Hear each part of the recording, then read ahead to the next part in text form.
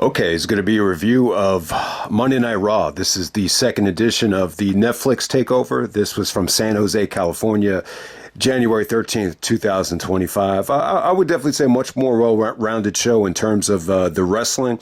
And I'll try to follow up on to some of the criticism from last week's show at the end of the video. But still, I think no matter how you look at it, for as much criticism as last week's show got, it's kind of what I expected. I think everybody knew, it was going to have a shitload of star power. The side effect is a lot of these guys aren't going to be heavily involved in WrestleMania. Hogan, Undertaker, and obviously, I think the big dagger was The Rock. I think a lot of people were expecting Rock versus Cody. It would be very surprising, I think, if that happens now. Like, if Rock wins the Rumble, I think that would shock the shit out of me. But, I think Rock was going to be there no matter what. You needed to have The Rock to kind of set the tone. If you're frustrated that, he didn't really do anything, then I totally understand it. But say what you want about Punk and Rollins. Say what you want. You got a clean finish. I thought the match delivered. I think it was a high pressure situation just by the way the show came on the air with all the celebrities and all the executives. Like, let me be completely honest here. Kawhi Leonard in that building has not faced the kind of pressure that CM Punk and Seth Rollins did. And I thought they went out there and delivered with a bang, and you got a clean finish. So, I'm a little bit baffled at all the negativity, surrounding that match. But hey, we opened up the show with Punk, coming out to the ring. It was cool at first. I think the highlight was, just paid respect to all the firefighters with everything that's going on in California right now. I thought that was cool. And then just kind of, take some shots at John Cena, potentially taking away another WrestleMania main event from CM Punk. But it should be really interesting to see, how this is executed with, Cena winning the Rumble or Punk winning the Rumble or, who's going to win the Elimination Chamber. I think it's a very unpredictable Royal Rumble. Cody is out of the equation this year. You got Kevin. For as much as I love Kevin Owens, I think it's unrealistic for Kevin to win the Royal Rumble. So that kind of, adds some more star power to the Rumble, especially when you got Roman in there. I think, you're looking at one of the more unpredictable Rumbles ever. It's not just like up in the air between two guys. I think there's like 3 or 4 guys that can legitimately win it. And I think if The Rock does surprise us, that throws another monkey wrench into this whole thing. But yeah, I enjoyed the promo between Punk and Rollins. Rollins comes out to interrupt him. Punk looked a little bit frustrated at all the interruptions, but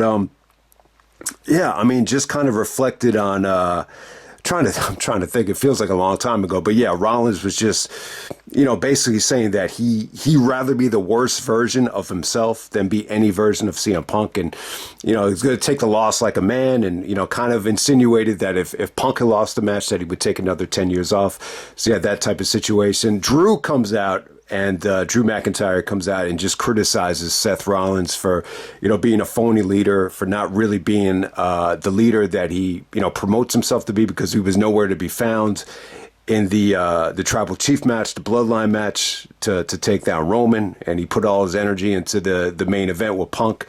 So you have that going on there. This kind of sets up Drew versus Rollins, for next week.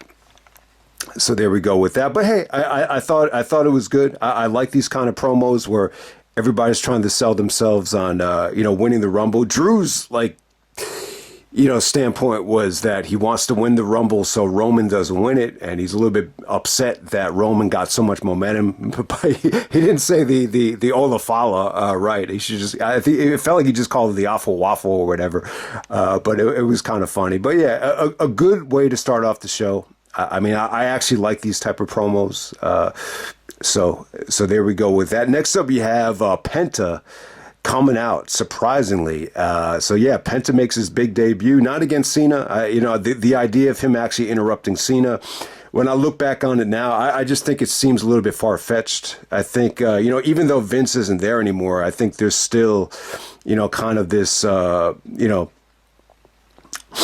code of honor or whatever you want to call it. There's still like an unwritten rule There's a better way to say it, that you still have to kind of earn, your WWE stripes. So if you threw Penta into the fire against Cena, maybe that's, a little bit too much too soon. But we get Penta and Chad Gable going at it here, somewhat of a dream match. I thought it was okay. I didn't think this was great. I definitely think there was a feel out process here.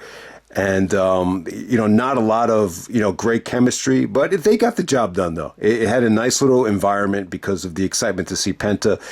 Chad was able to do his thing with the grappling, the suplexes, even some of the submission trade-offs at the end were pretty damn cool. They actually called Penta's big, arm stretch the sacrifice. And, Penta gets a huge victory here. He cuts a bilingual promo. Half of it was in English. Most of it was in Spanish. Some of the crowd kind of got restless towards the end of it, but it was still pretty cool. It was cool to finally have him with the company. You heard rumors going back to the summertime that Penta was coming in. So, yeah, I mean, he could really fill that void of, the big lucha attraction. And, especially in San Jose, you definitely had the majority of the fans definitely felt like they were bilingual. So it came off pretty good, all right, next up you had Sheamus taking on Ludwig Kaiser. This is the one match of the night where the commercial break kind of was abrupt. They came back to the match abruptly. So if you're one of these guys that's actually paying for the full Netflix account with the non-commercials, hopefully you got to enjoy this in its entirety. But I thought it was good, though. I thought it was hard hitting. Lots of slaps, lots of chops. Definitely a banger of a match for Sheamus. Kaiser really reminds me of the villain, from Die Hard 2, just by his physique and, kind of the discipline that comes with the preparation and everything. If anyone remembers that villain.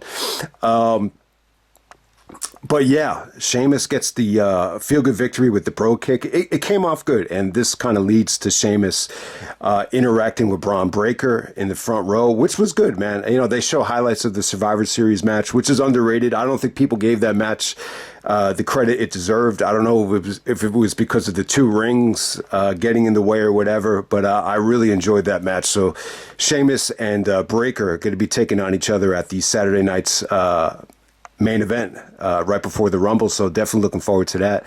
Also on the show, you actually had Gunther come out to the ring and cut a promo. Really kind of it was cool because he kind of, it's a little bit disrespectful, not to make room for the world champion on the first event of Netflix. So he kind of took shots at the tribal combat match and, even the main event for, it's not about being the best in the world. It's about being the world champion, and kind of acted like he's above everything, that when it comes down to being in the ring, like he's the standard of excellence. And he kind of like buried the lack of, in-ring competition last week, which is kind of weird. I definitely think the tribal combat match delivered. I think the main event did deliver, but I think when you look at the bulk of the show, especially, in the middle, there was somewhat of a lack of competitiveness in the air, and Gunther touched on that. So Jey Uso comes out to set up the Saturday night's main event match. So it looks like Gunther will not be defending the belt at the Rumble, which is good. I think it's a tall order to have, 4 championship matches at the Rumble. I think they're just going to lock in on one, which is definitely the right way, but I'll touch on that in a second. But I enjoyed the promo. Gunther really took some shots at Jey Uso, basically saying that, he's not in his league. He's not up to par, that he's just a good tag team wrestler that's, selling merchandise. And Jey got real. He just said, all those things you said are definitely true. But he said he's going to give it his all and, do the best he can. And so, I think Jey's full aware that there's definitely like a negative perception of him as of late, especially coming off of the McIntyre match last week, which, definitely didn't deliver. So we'll see if Jey Uso can rise to the occasion and, really hopefully take this match very serious with Gunther, which is going to be at the Saturday night's main event. So I enjoyed Gunther's promo. I think he's a legitimate, champion. It came off serious. It came off no nonsense. I actually did like it. I enjoyed the Intercontinental Championship women's match for the vacant IC title. I would actually say this was much better than the one with Chelsea and Mishin from Saturday night's main event. This definitely was a more attractive match. I thought both girls looked incredibly athletic out there. I thought they looked really good too. I think they both looked, just like world-class athletes. I was really impressed with the presentation here, the chemistry. Some of the big spots here were earth-shattering. Lyra's, Falcon Arrow, came off great. Or she took the Falcon Arrow from Dakota. Maybe it was the other way around. I'm not sure, but just some of the rollouts out of the ring. The counter to the Styles Clash came off great. The ending came off good here. This was just competitive, short and sweet. The crowd was into this thing every step of the way. I thought this was really, really good. So Lyra and Dakota definitely. Easily this topped the U.S. title match from Saturday night's main event. You had two better workers here. The fans were just more engaged. I think they were more connected to both women here. So, yeah, shout out to both girls. I wanted to mention this about NXT. I haven't checked out NXT in a while, and I didn't even think about it. But yeah, Obafemi is the new NXT champion. He won it at New Year's Evil. So yeah, if anyone wants to recommend anything that's going on in NXT, I'll try to take a closer look at it, in the coming year. But I don't know. It was kind of hit or miss for me, especially with Trick Williams is champion. There were just certain stretches where I just couldn't get into it, and there was definitely somewhat of a lack of buzz last year. But they did have some good moments. Give them credit. I thought the WrestleMania show was pretty good, and obviously the Heat Wave show was the best show that they've done in years. So Obafemi is the new NXT champion. You got to see him in the ring. Also with Sami Zayn on this show, Sami and Seth Rollins have a backstage promo where Seth is a little bit agitated at Sami for, kind of catering the Roman and helping Roman out. He's like, "What?" He's like, "What's next, Sami? You gotta help Roman beat Cody at WrestleMania." So I could definitely see Sami Zayn and Seth Rollins, being a show-stealing match at WrestleMania. So it's highly unlikely that Sami's going to win the Rumble. I would even say highly unlikely that Seth is going to win the Rumble. I just think there's too much star power that's in the mix right now, but you never know.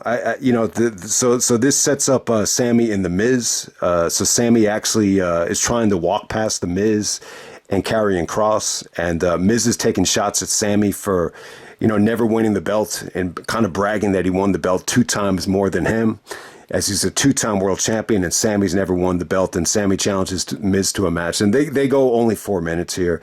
But it was good. It was good while it lasts. But, Sami definitely needed, a nice little credible victory on TV. I didn't mind the match. I thought it was fine. It's just a little bit short. And then on to the, all right, so next up you actually had Rhea Ripley come out. Rhea comes out, and yeah, I wanted to talk a lot about Rhea Ripley, but man, she won the belt last week, which was good booking. I thought it was the right thing to do, to be a little bit dominant in the victory there against Liv.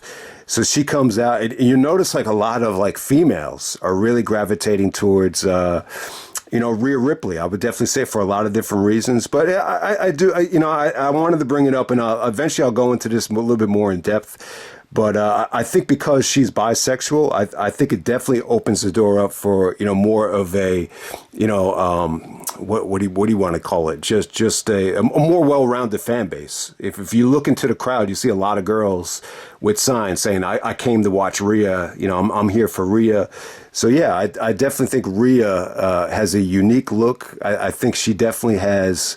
A lot of, marquee ability. Obviously, she's been, main event of WrestleMania for years now. She's been the champion, multiple times now. So, that's well documented. But you could tell like the star is even rising to another degree. And I think it's because of a lot of different things. But hey, she gets interrupted by Nia Jax.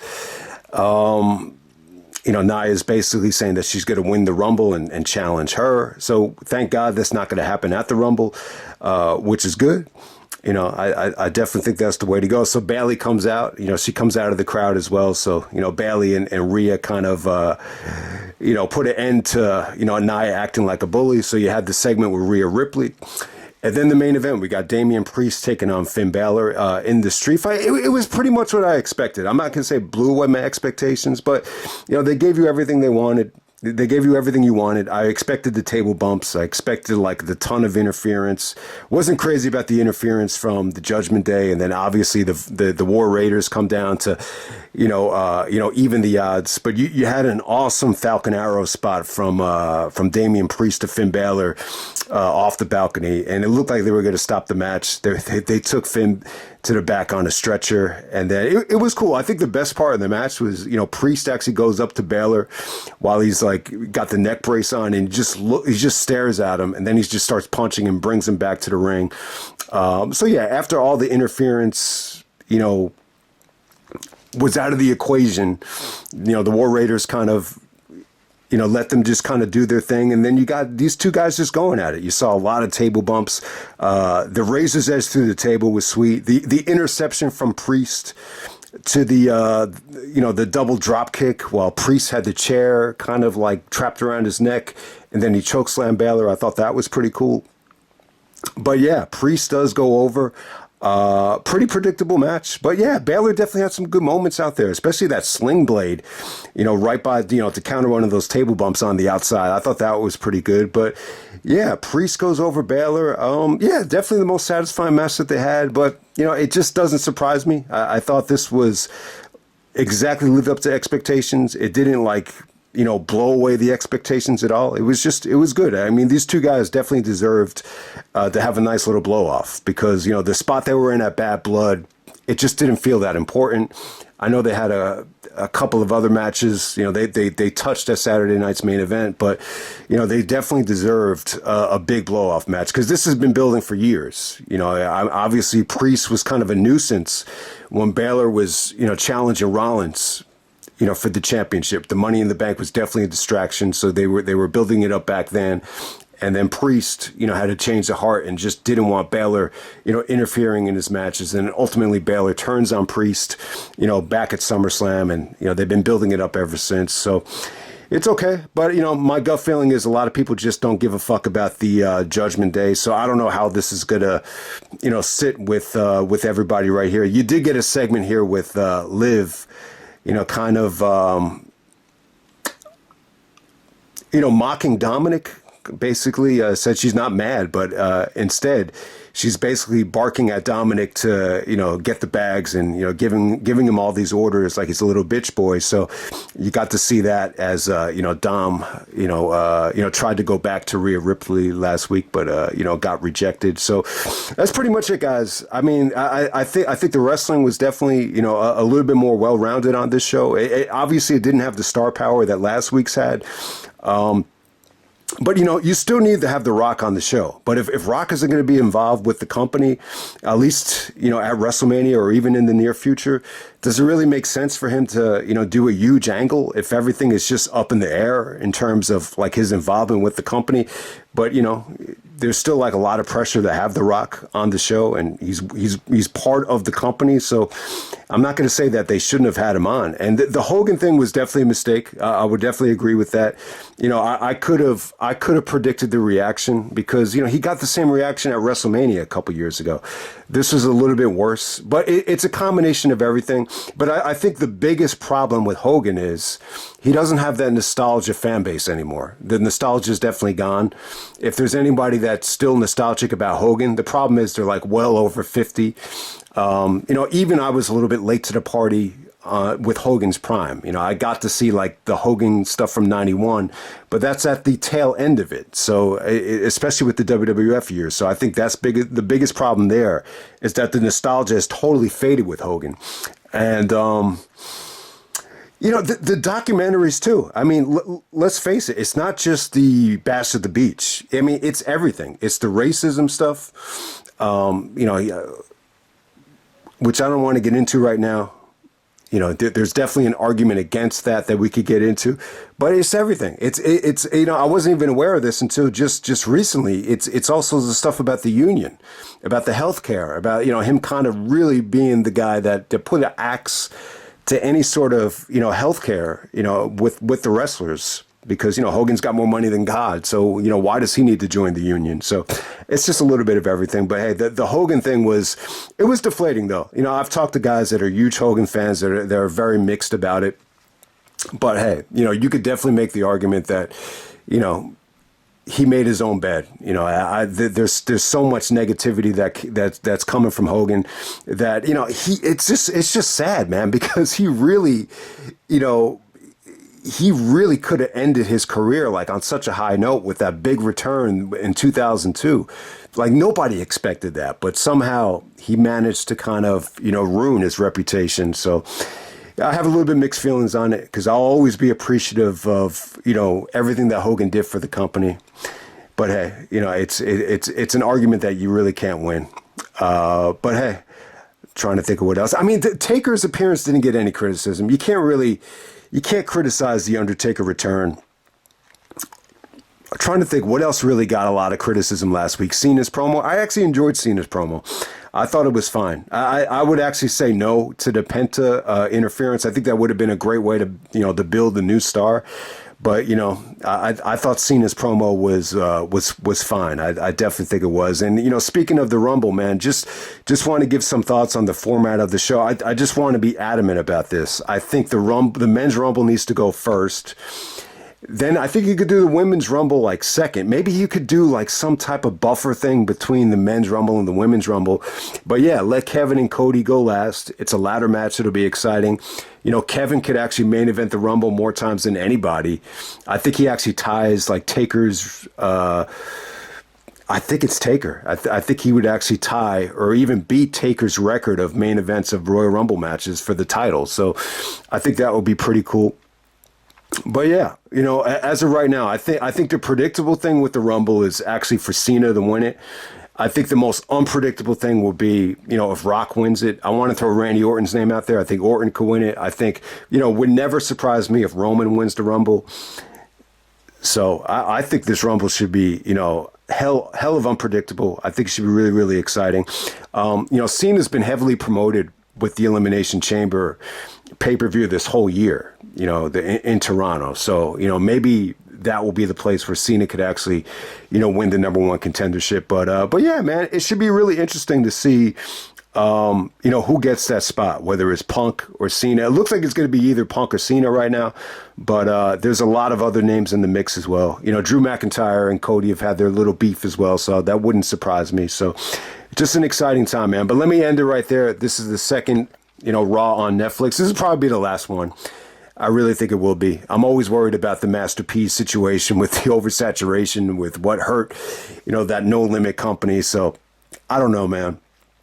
I definitely think that the second one was worth reviewing. I think once we get to the third one, who knows? Maybe I'll just touch on some of the Raws for the Saturday night's main event review. Saturday night's main event looks like a pretty dope show. I was under the impression that was just going to be a show just to set the Rumble up, but the card actually looks pretty damn cool. So you can't have like 1 million championship matches at the Rumble, so that kind of solves that problem. So I actually like that. But yeah, I think the Rumble, it should be really interesting to see, how they respond this year with the format, because I just thought last year's was back to being a disaster with the women's Rumble and the men's Rumble, and the two Rumbles. It was just tough to have both Rumbles on the same event and not burn out the crowd. But hopefully it's just a much better experience this year. But yeah, we'll see what happens. That's pretty much it, guys. Hope you enjoyed the review, and I'm out.